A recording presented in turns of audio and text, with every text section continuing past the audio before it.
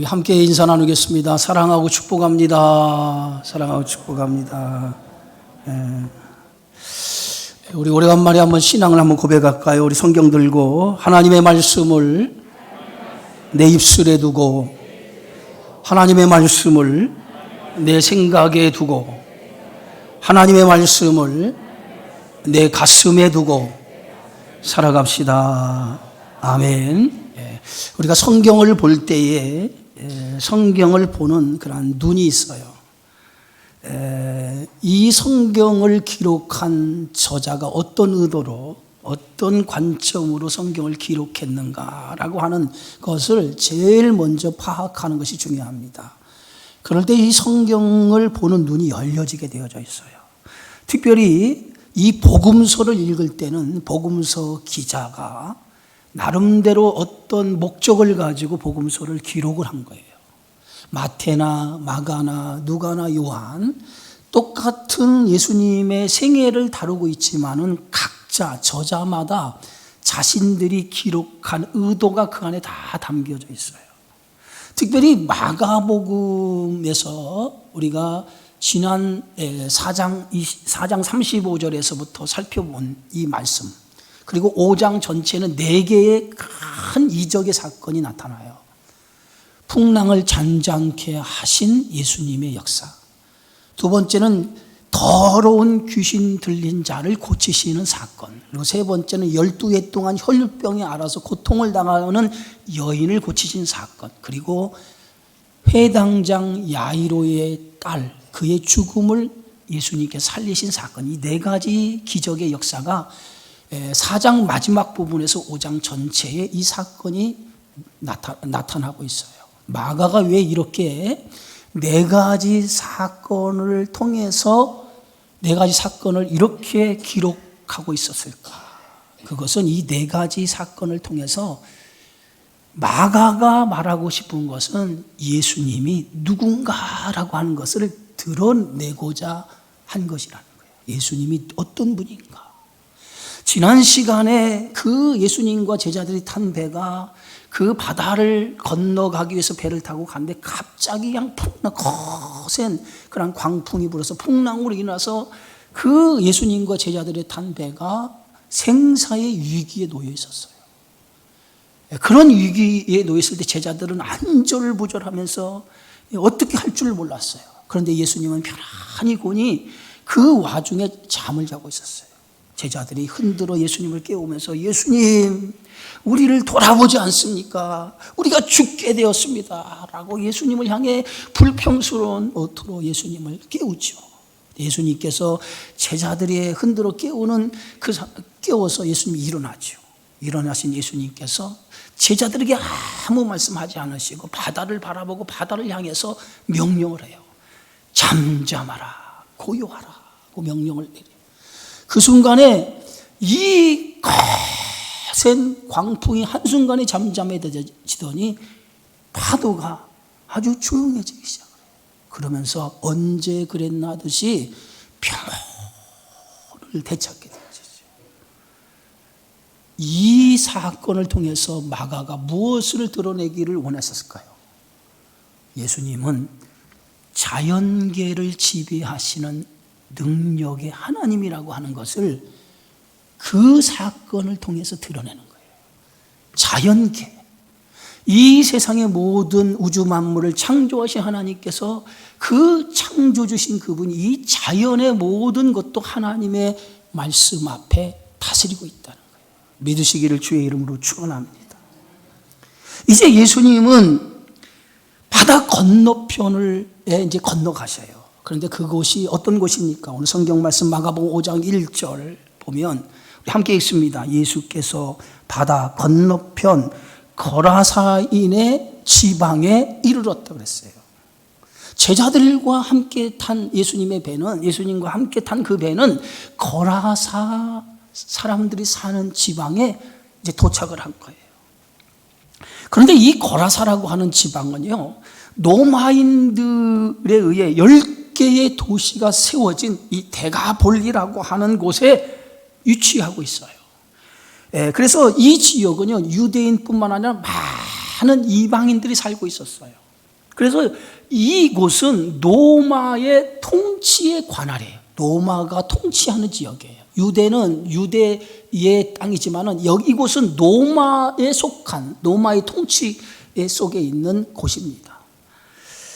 예수님께서 배에서 내려요. 배에서 내리자마자 어떤 일이 일어나냐면 오늘 5장 2절에 함께 읽습니다. 배에서 나오심에 곧 더러운 귀신 들린 사람이 무덤 사이에서 나와 예수를 만나니라 그랬어요. 예수님이 배에서 내리자마자 더러운 귀신 들린 자가 멀리서 예수님을 보고 달려온 거예요. 달려와요. 더러운 귀신 들린 자. 오늘 마가는 이 사람을 밝히지요. 더러운 귀신이 들렸다라고 해요. 이 더러운 귀신 들렸다라고 하는 것은 부정한 자라는 거, 부정한 자. 다시 말해서 악한 영에 지금 지배를 당하고 있는 자라는 거예요. 아주 악령에 의해 지배를 당하고 있는 사람이라는 거예요. 그런데 그가 예수님을 보고 달려왔는데 오늘 성경에서 그가 어디서 달려옵니까? 오늘 2절과 3절에 보니까 그가 무덤 사이에서 나와 또 무덤 사이에 거처하는데 라고 말해서 그가 무덤에 있다가 예수님을 보고 달려온 거예요. 그가 거처하는 곳이 무덤이라고 하는 것을 볼 수 있어요. 여러분, 팔레스타인 사람들은 죽으면 우리처럼 땅에다가 흙을 파서 거기다가 사람의 시신을 안장하고 흙을 덮는 것이 아니에요. 그들은 사람이 죽으면 그 시신을 가져다가 그 시신을 배에 동인 채 그 시신을 들고 어디로 가냐면 동굴에 들어가요. 동굴에다 거기다 갖다 놓고 나와요. 그리고 동굴 문을 딱 닫아버려요. 그러니까 그 동굴에는요, 그 조상 대대로 시신이 거기에 들어가 있는 거예요. 그래서 예수님도 죽었을 때 그 뭡니까? 그 굴 속에 예수님을 갖다 놨잖아요. 그런데 유대인들은 이렇게 사람이 죽으면 그 굴 속에다가 이렇게 갖다 놓는 거예요. 그래서 그 팔레스타인 지역에는요, 그 사람이 죽어서 시신을 갖다 놓은 굴들이 굉장히 많았어요. 자연적인 동굴도 있었고 인위적으로 사람이 만든 동굴도 있었어요.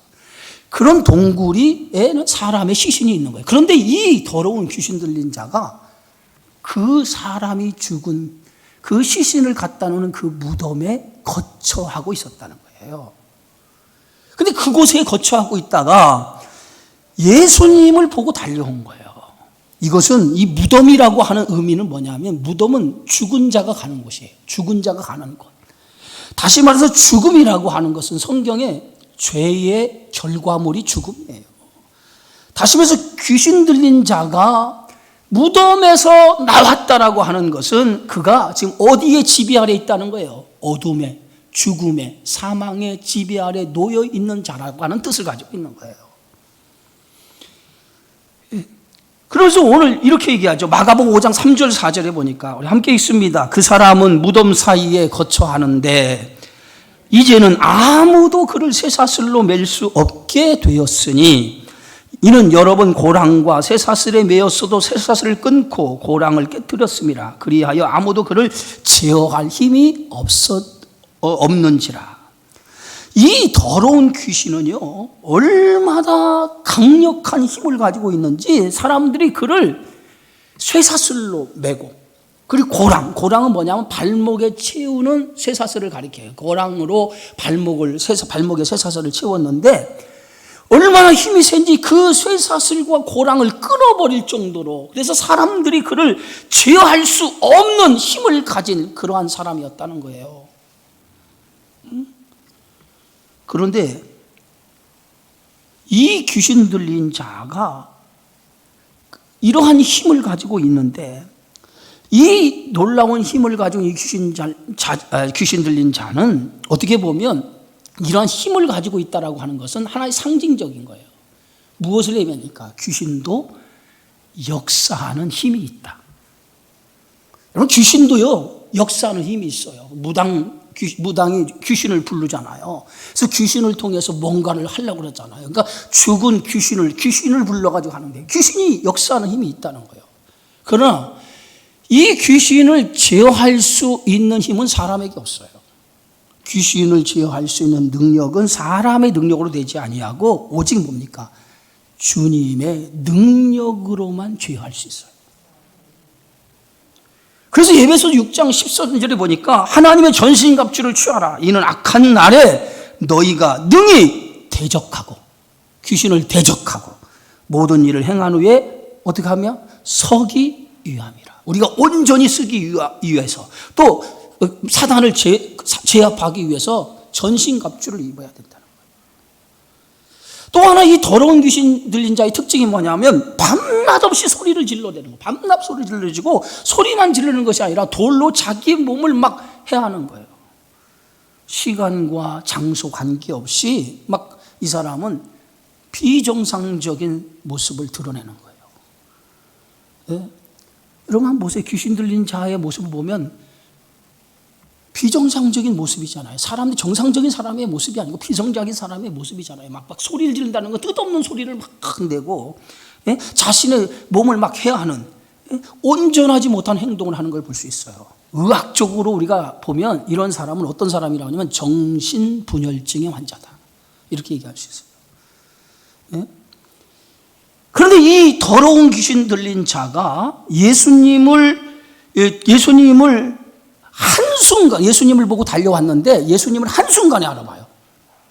한순간에 알아봐. 그가 뭐라고 얘기합니까? 오늘 마가복음 5장 7절에 우리 함께 읽습니다. 큰 소리로 부르짖어 이르되 지극히 높으신 하나님의 아들 예수여, 나와 당신이 무슨 상관이 있나이까? 원하건대 하나님 앞에 맹세하고 나를 괴롭히지 마옵소서. 이 귀신 들린 자가 멀리서 예수님을 보고 달려왔어요. 달려온 목적이 뭐겠습니까? 뭔가 의도를 가지고 예수님을 보고 뭔가 해하려고 하는 의도를 가지고 달려왔는데 예수님을 딱 보는 순간에 그가 꿈찔한 거예요. 왜? 예수님이 누구였어요? 하나님의 아들 예수라고 하는 것을 알고 있었단 말이에요. 그가 하나님의 아들 예수가 자기 앞에 있는 걸 보게 된 거예요. 사람들은 지금 예수가 하나님의 아들인 걸 알아요, 몰라요? 제자들도 예수님이 하나님의 아들인 걸 알아요, 몰라요? 모르기 때문에 그 거센 풍랑 속에 두려워하고 무서워해서 저가 누기에 이렇게 바람과 바다도 잔잔하게 하느냐라고 그가 예수님에 대해서 제자들도 몰라서 그런 얘기를 하는 거예요. 그런데 누가 알아봐요? 귀신 들린, 이 더러운 귀신 들린 자가 예수님을 한눈에 알아보는 거예요. 하나님의 아들이라고 하는 거예요. 하나님이시라고 하는 것을 한눈에 알아보는 거예요. 그러면서 그가 이렇게 얘기하죠. 예수여, 나와 당신이 무슨 상관이 있나이까? 원하건대 하나님 앞에 맹세하고 나를 괴롭히지 마소서. 이 더러운 귀신 들린 자가 뭐라고 얘기하죠? 원하노니 우리를 괴롭게 하지 마소서. 지금 이 귀신 들린 자의 입의 고백을 통해서 예수님이 이 땅에 오신 목적이 어디에 있는가를 드러내고 있어요.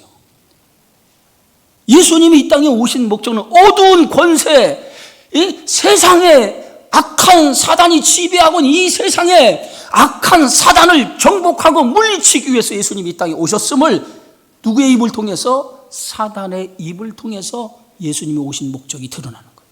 우리를 괴롭게 마옵소서. 예? 마가복음 1장에도 보면 예수님이 안식일에 가버나움에 있는 회당에 들어가죠. 근데 그 회당 안에 더러운 귀신 들린 자가 있었어요. 그때도 더러운 귀신 들린 자가 예수님을 알아보고 막 소리를 지르기 시작하죠. 오늘 마가복음 1장 24절에 보니까 이렇게 말하면 나사렛 예수여, 우리가 당신과 무슨 상관이 있나이까? 우리를 멸하러 왔나이까? 우리는 당신이 누구인 줄 아노니 하나님의 거룩한 자녀이다. 이때도 귀신이 누구를 알아봤어요? 예수님이 하나님의 아들, 하나님이심을 알아봤단 말이에요. 그러니까 영적인 세계에서 이 귀신은 뭐냐? 하나님을 알고 있었다는 거예요. 하나님을 알고 있습니다. 그래서 제발 우리를 괴롭게 하지 마옵소서. 이 더러운 귀신은요, 사람 안에 들어가서 사람을 괴롭게 하고 사람의 인생을 완전히 파괴하는 그러한 삶을 살도록 조장하는 것이 더러운 귀신이거든요. 그런데 이 더러운 귀신 들린 귀신이 이제는 뭡니까? 우리를 괴롭게 마옵소서.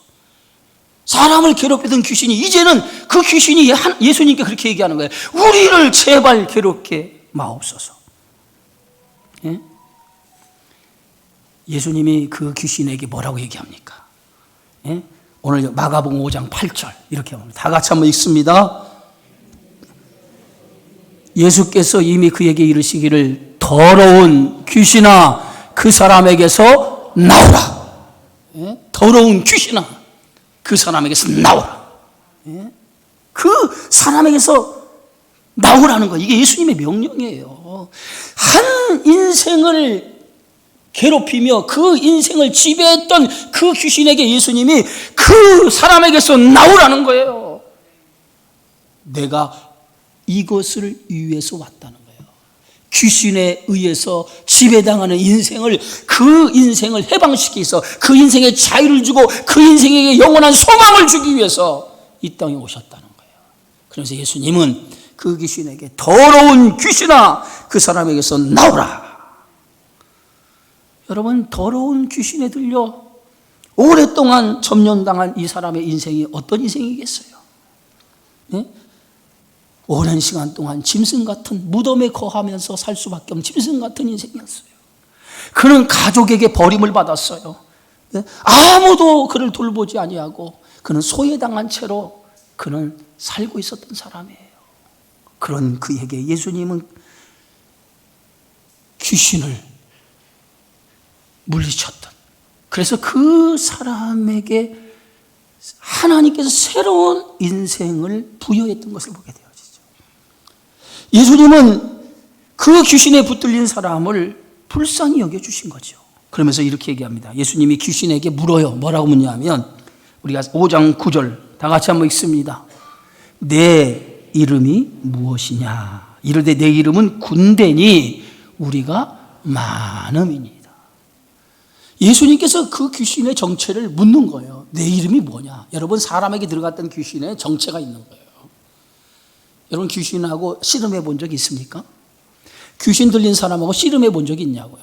목회를 하다 보면요, 귀신 들린 사람에게 기도해 달라고, 귀신을 쫓아달라고 부탁을 받은 적이 많이 있어요. 저도 목회 초전 때 있어요. 막 헛소리하고 막 귀신. 그런데 귀신은요, 자기보다 힘센 사람 앞에는 꼼짝 못해요. 영적인 능력을 가진 자를 귀신은 귀신처럼 알아봐요. 그러나 영적인 능력이 없는 사람이 와서 자기를 향해서 막 하잖아요. 그러면 귀신이 그 사람을 오히려 제압해버려요. 그러나 영적인 능력이 있는 사람이 딱 가면요, 귀신은요 꼼짝 않고 구석에 앉아가지고 이렇게 떨고 있어요. 그래서 귀신에게 강력하게 귀신을 나가라고 씨름하잖아요. 그러면 매 시간 씨름합니다. 씨름하고 마지막 나갈 때 귀신이 말해요, 자기 목소리를 내고 나가버려요.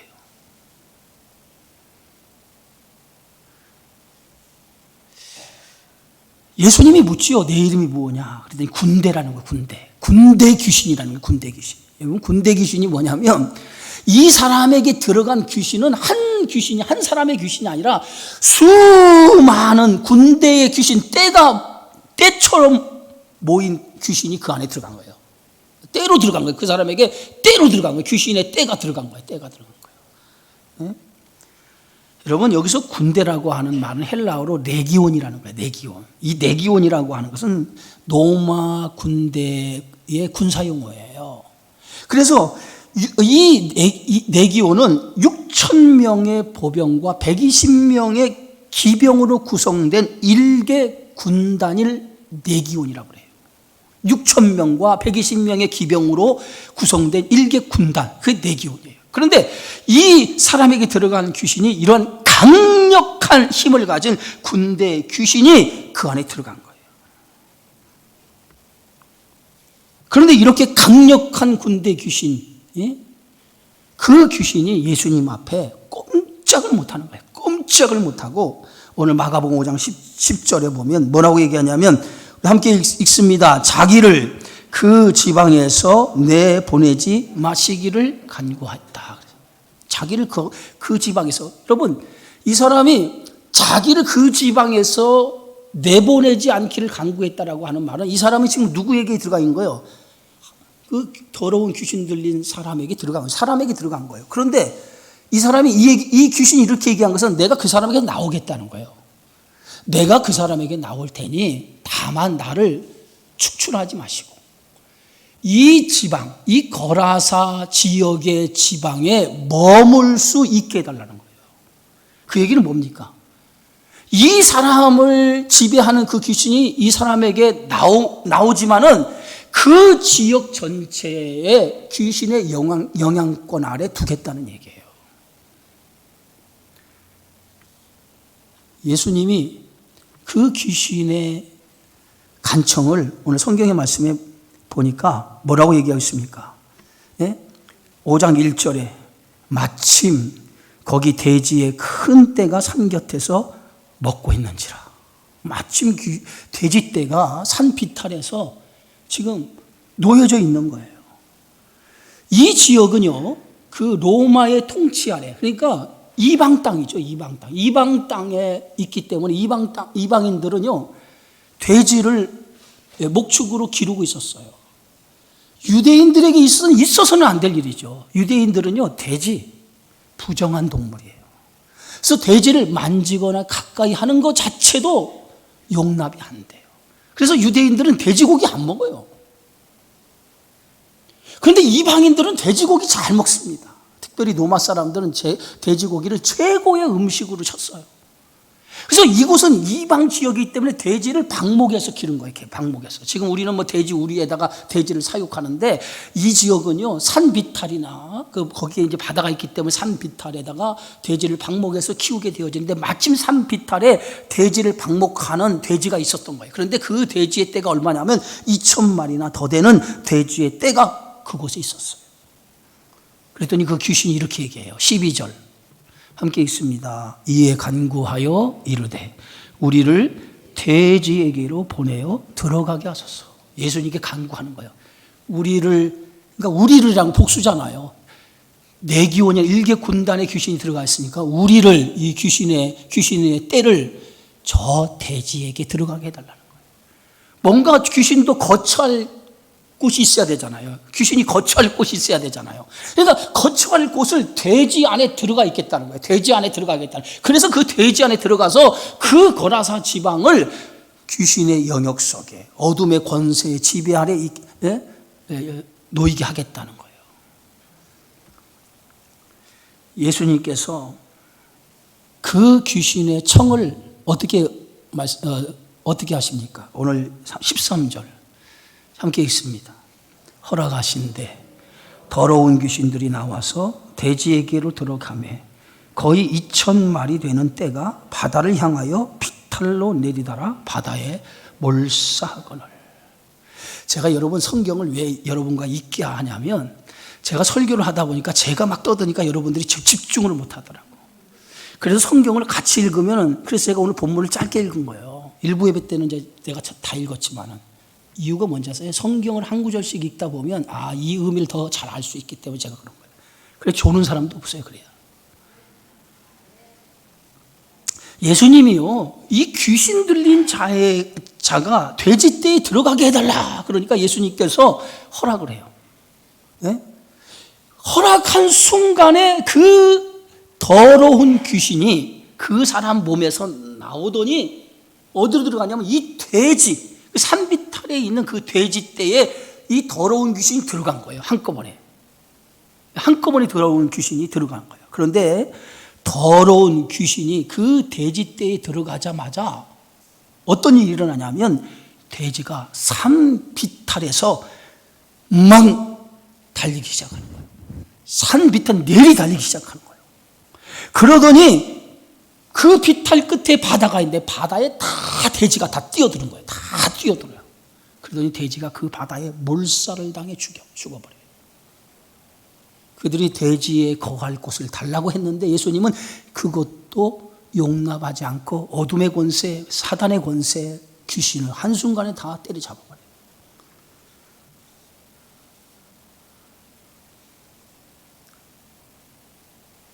사람들이, 돼지를 치던 사람들이 이 광경을 목격한 거예요. 예? 2,000마리나 되는 떼가 한순간에 바다에 뛰어드는 그 장면을 목격하고 놀라서 도망을 가요. 예? 그래서 자신이 동네대에 들어갑니다. 그들이 동네에 들어가서 지금 조금 전에 일어난 현상에 대해서 자신들의 눈으로 본 그것에 대해서 사람들에게 막 알리기 시작해요. 놀라운 광경이 일어났다. 돼지 2,000마리가 한꺼번에 바다에 들어가 몰살했다고. 그랬더니 사람들이 궁금하게 생각을 해요. 그래서 도대체 그 장소가 어딘가, 어떻게 된 일인가를 보기 위해서 그곳에 찾아옵니다. 자, 마가복음 5장 16절 17절에요. 함께 읽습니다. 예수께서 이르러 그 귀신 들렸던 자, 곧 군대 귀신 집혔던 자가 옷을 입고 정신이 온전하여 앉은 것을 보고 두려워하더라. 이에 귀신 들렸던 자가 당한 것과 돼지의 일을 본 자들이 그들에게 뭐하며? 알리매. 그들이 와서 보니까 쇠사슬에 매여 막 소리를 지고 자기 몸을 해하던 사람이에요. 그래서 자기들의 사람의 힘으로 제어할 수 없는 사람이 앉아 있어요. 앉아 있는데 아주 얌전히 앉아 있는 거예요. 소리도 안 지르고요, 몸을 해하지도 않고 아주 얌전히 앉아 있는 것을 목격을 해요. 예? 사람들은 그 사람을 보고 깜짝 놀랐어요. 더러운 귀신에 붙들린 자거든요. 그런데 더러운 귀신 들린 자가, 붙들려 사는 자가 어떻게 됐어요? 정상적인 사람이 된 거예요. 도저히 그들은 보고도 믿질 못한 거예요. 그때에 이 귀신 들렸던 자가 그들에게 자기에게 일어난 일에 대해서 얘기해요. 자, 그 말씀이 어디예요? 5장 16절. 또 함께 읽습니다. 이에 귀신 들렸던 자가 당한 것과 돼지의 일을 본 자들이 그들에게 알리매 그랬어요. 그 일을 당한, 귀신이 들려서 귀신이 나가고 돼지에게 들어가 돼지가 몰살한 것을 이 사람은 자신 직접 경험한 거예요. 그것을 경험한 것을 그 사람들에게 그대로 전파를 했어요. 그랬더니 사람들이 그 사람의 소리를 듣고 뭐라고 얘기하냐면 이상한 일이 일어나요. 그게 뭡니까? 오늘 17절 함께 보세요. 그들이 예수께 그 지방에서 떠나시기를 간구하더라. 더러운 귀신 들린 자를 예수님이 고쳐줬단 말이에요. 귀신에 의해서 불행한 인생을 살아가는 그 사람을 예수님이 그 귀신을 고쳐준 거예요. 그래서 정상적인 사람을 만들었어요. 그러면은 귀신이 물러가고 정상적인 사람이 됐으면 우리 같으면 어떻게 해야 돼요? 박수를 쳐야 하잖아요. 대단하신 분이 오셨다고 박수를 쳐야 되는데 그들이 예수님에 대해서 뭐라고 얘기하냐면 빨리 떠나십시오. 우리 지방에서 떠나십시오. 예수님을 떠나라는 거예요. 그 지방에서 떠나라는 거예요. 사람들은요, 더러운 귀신 들린 자가 고침받은 것에 대해서 관심이 없어요. 오직 그들의 관심이 뭐냐면 2,000마리나 되는 돼지가 그 귀신이 그 돼지떼에게 들어가서 2,000마리나 되는 돼지가 한순간에 바다에 몰살을 당했어요. 경제적인 손실이 이만저만이 아니에요. 예수님이 그곳에 더 계셨다가는 어떤 일이 일어날지 모르는 거예요. 자기들에게 어떤 해가 일어날지 모르는 거예요.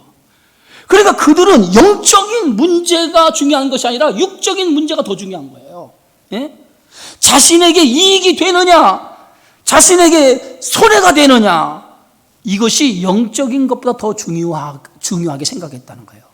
경제적인 이익이 되느냐 못 되느냐. 그런데 예수님이 계심으로 해서 2,000마리 되는 돼지떼가 한순간에 죽은 것을 통해서 엄청난, 예수님이 이 지방에 계시면 더 큰 손해, 더 큰 해가 우리에게 미치겠다라고 생각하니까 그들이 예수님을 떠나달라는 거예요. 이곳에 떠나달라는 거예요. 이건 무엇을 의미합니까? 지금 이 거라사 지방 전체가 철저하게 마귀에 의해서, 사단에 의해서 지배를 당하고 있는 모습인 거예요. 에베소서 2장 1절에서 보면 사단의 지배 아래, 마귀의 지배 아래 사는 자의 삶은 세상 풍조를 따르고 육체의 욕심을 따라 지내며 육체와 마음이 원하는 것을 하며 살아간다 그랬어요. 그러니까 철저하게 이 사람들은 뭐예요? 육체를 따라 살아가는 사람, 영적인 건 관심이 없어요. 여러분, 영적인 거에 관심 있는 사람은 영적인 걸 더 중요하게 생각해요. 그러나 영적인 것에 관심 없는 사람은 육적인 것을 더 중요하게 생각한단 말이에요. 응?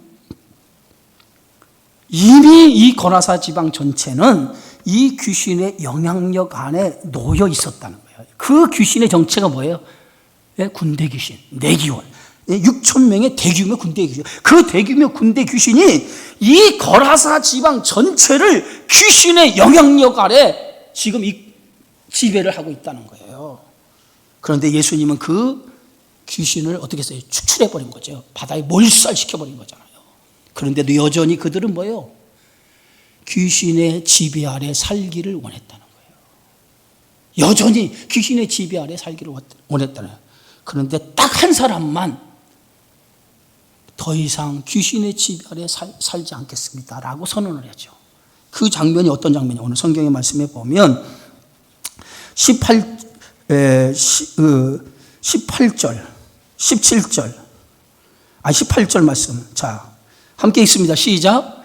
예수께서 배에 오르실 때에 귀신 들렸던 사람이 함께 있기를 간구하였으나, 뭐라고요? 귀신에 들려서 고통 속에 살아갔던 사람이 예수님을 통해서 귀신이 떠나갔잖아요. 그 떠나간 사람만 예수님께 뭐라고 하냐면, 나도 예수님과 함께하기 원합니다. 이제는 어둠의 지배, 악한 영의 지배 속에 살지 않겠다는 거예요. 이제는 예수님과 함께 살아가겠다는 거예요. 그것이 오늘 예수님을 통해서 구원받은 사람의 모습이에요. 그러나 다른 거라사 지방의 사람들이 귀신을 물리쳤는데도 불구하고 그들은 여전히 뭐예요? 나는 이곳에 살겠다는 거예요. 예수님 떠나십시오. 마귀의 지배 아래 살겠다는 거예요. 그때 예수님께서 뭐라고 말씀하시냐면 아주 중요한 말씀을 그에게 하셔요. 자, 19절. 다 같이 읽습니다. 19절. 허락하지 아니하시고 그에게 이르시되 집으로 돌아가 주께서 내게 어떻게 큰 일을 행하사 너를 불쌍히 여기신 것을 내 가족에게 알리라. 예수님이 뭐라고 하냐면 허락하지 않아요. 함께 예수님과 함께 하겠습니다. 그러니까 예수님이 허락을 하지 않아요. 그러면서 뭐라면 너는 집으로 돌아가라는 거예요. 집으로 돌아가라는 거예요. 예? 그래서 집으로 돌아가서 내가 너에게 어떻게 행했나 그 행한 것을 집에서 가족에게 알리라는 거예요. 그리고 네가 보고 듣고 경험한 것을 사람들에게 전하라는 거예요. 여러분, 예수를 믿으면 우리는 세상과 분리가 된다고 생각해요. 세상과 분리가, 세상 사람들과 우리가 분리가 된다고 생각하는데, 여러분, 예수를, 복음을 받아들이면 세상과 분리가 되는 게 아니고 세상 속으로 들어가는 거예요. 이게 복음을 받은 자의 삶이에요. 세상과 분리 살아가는 것이 아니라 세상 속에 들어가서 복음의 능력을 그 안에 펼치고 살아가는 거예요. 한 번은 예수님과 제자들이 베드로, 야곱, 요한 이 세 제자를 데리고 높은 산에 올라가요. 그런데 높은 산에 올라가는데 예수님이 제자들이 보는 앞에서 모습이 변형이 돼요. 얼굴이 해같이 빛나지면서 예수님의 옷이 그 빛과 같이 휘어지는 놀라운 모습으로 변화가 된 거예요. 그리고 그것뿐만 아니라 그곳에 누가 있냐면 구약의 유명한 모세, 율법을 대표하는 모세, 그리고 선지자를 대표하는 엘리야가 예수님과 대화를 하고 있는 거예요. 제자들이 보고 깜짝 놀랐어요. 그때에 베드로가 예수님께 뭐라고 하냐면, 주여, 우리가 여기 있는 것이 좋사오니 주께서 원하시면 내가 여기서 초막 셋을 짓고 하나는 주님을 위하여, 하나는 모세를 위하여, 하나는 엘리야를 위하여 짓겠습니다. 여기에 머물러 살자는 거예요. 초막을 짓고. 예수님이 그 베드로의 말을 듣자마자 구름으로 그 모세와 엘리야를 싹 덮어버려요. 보이지 않도록 만들어요. 그리고 나서 그들의 눈에 예수님만 보도록 만들어요. 그 얘기는 뭡니까? 무엇을 예수님께서 말하는? 예수 믿는 것은 우리끼리만 잘 살자라고 하는 게 아니라는 거예요. 어둠 속에 있는 자의 삶 속에 들어가서 그들의 삶 속에서 그리스도의 뜻을 드러내어 빛과 같은 삶을 살라고 하는 것이 주의 명령인 줄 믿습니다. 예? 왜 예수님께서 내 가족에게 돌아가라고 하는 것은 복음적인 삶을 살아야 할 가장 중요한 장소가 가정이라는 거예요. 가정이 복음적인 삶을 살아가는 첫 번째 장소라는 거예요. 여러분, 예수를 믿고 가장 변해야 될 장소가 가정이에요. 가정이 천국으로 만들 사명이 그리스도인들이 복음을 받아서 변화된 사람들의 모습이 가정에서 먼저 나타나야 돼요. 근데 예수 믿는 가정이 복음적인 삶이 무너지고 깨지면 어떻게 복음을 받아들인 사람이라고 얘기할 수 있어요? 그래서 예수님께서 내 가족에게 돌아가서 내가 어떻게 변화를 받았고 어떤 은혜를 받았는가, 그 은혜를 증거하라는 거예요. 그랬더니 마가복음 5장 20절 결론입니다. 함께 읽습니다. 다 같이. 그가 가서 예수께서 자기에게 어떻게 큰 일을 행하셨는지를 데가볼리에 전파하니 모든 사람이 놀랍게 여기더라. 여러분, 그가 가족에 돌아가서 자기 가족 사람들을 복음을 통해서 구원한 것뿐만 아니라 그가 데가볼리가 뭡니까? 10개의 지역, 10개의 도시로 형성된 지역을 데가볼리 지역이라고 하는데 10개의 도시로 형성된 이 지역에 오늘 그가 뭐예요? 선한 영향력을 행하기 시작한 거예요. 그 선한 영향력이 뭐예요? 자기가 보고 듣고 경험한 복음을 그들에게 증거하기 시작한 거예요. 그랬더니 그 복음을 듣고 이 데가볼리 전체가 복음의 역사로 놀라운 일들이 일어나기 시작한 거예요. 사랑하는 성도 여러분, 한 사람의 변화가 데가볼리라고 하는 이 큰 도시를 복음화시킨 거예요. 예? 복음이 내 안에 들어오면 그 복음은 놀라운 능력이 나타나는데, 그게 바로 씨 뿌리는 비유에서 복음이 떨어지는 밭이 어떤 밭에 복음의 씨가 떨어지느냐에 따라서 30배도 나타나고 60배도 나타나고 100배의 결실도 나타났다는 거예요. 그런데 이 사람에게 생명의 복음이 떨어졌는데 그 복음의 씨가 결실로 나타났는데 데가볼리 전체의 수많은 영혼을 구원하는 구원의 역사로 나타나게 되어졌다는 거예요. 언제나 변화는 작은 것으로부터 시작되는 거예요. 겨자씨 한 알과 같이 작은 것으로부터 변화가 시작되는 거예요. 나 한 사람의 복음을 통해서 변화가 되어지면 내 가정이 삽니다. 내가 변화가 되면, 복음을 통해서 내가 변화가 되면 우리 공동체가 살아요. 교회가 살아요. 그리고 더 나아가 나라가 살고, 더 나아가 세계가 살고, 모든 영혼을 살리는 역사가 일어나는 거예요. 복음은 능력이에요. 능력의 복음이 들어가면 어둠의 권세는 물러가게 되어져 있어요. 오늘 생명의 말씀이 여러분에게 들어가면 여러분 안에 있는 어둠의 권세, 나를 주장하는 더러운 귀신과 같은, 나를 지배하고 어둠 속에 이끄는 그 더러운 귀신이, 오늘 복음의 능력, 예수님의 말씀이 여러분의 들어감을 통해서 더러운 귀신이 물러가는 줄 믿습니다. 그래서 우리의 삶이, 예수님이 복음의 능력을 통해 우리의 삶이, 말씀이 들어감을 통해서 우리 안에 어둠이 물러가고, 그리고 뭡니까? 하나님의 은혜가 들어오면서 우리의 삶이 새로운 삶이 시작이 되어지는 거예요. 이게 복음의 역사인 줄 믿습니다. 이 놀라운 역사가 여러분 한 사람 한 사람을 통해서 여러분의 가정에 나타나기 바라고, 여러분의 속한 공동체 안에 나타나기 바라고, 여러분을 통해서 이 사회를 변화시키는 놀라운 역사를 이루시는 능력의 성도가 되어지기를 주님의 이름으로 축원합니다. 기도하겠습니다. 주의 은혜 고맙습니다. 더러운 귀신 들린 자를 고치는 예수님의 능력을 통해서 한 사람이 복음을 통해 변화되어진 것이 온 데가볼리 전체의 사람을 구원했던 것처럼 복음의 능력이 엄청남을 다시 한번 깨닫게 해주심을 감사를 드립니다. 주여, 내가 복음을 통해 변화받았다면 내 가정이 변화되어지고 내가 속한 직장이 변화되어지고 내가 속한 나라가 변화되어진 줄 믿습니다. 이 복음의 능력을 가지고 살아가는 하나님의 거룩한 종들, 그래서 수많은 사람들에게 복음의 역사를 드러내는 믿음의 성도들이 되어지게 하여 주시옵소서. 예수님의 이름으로 기도하옵나이다. 아멘.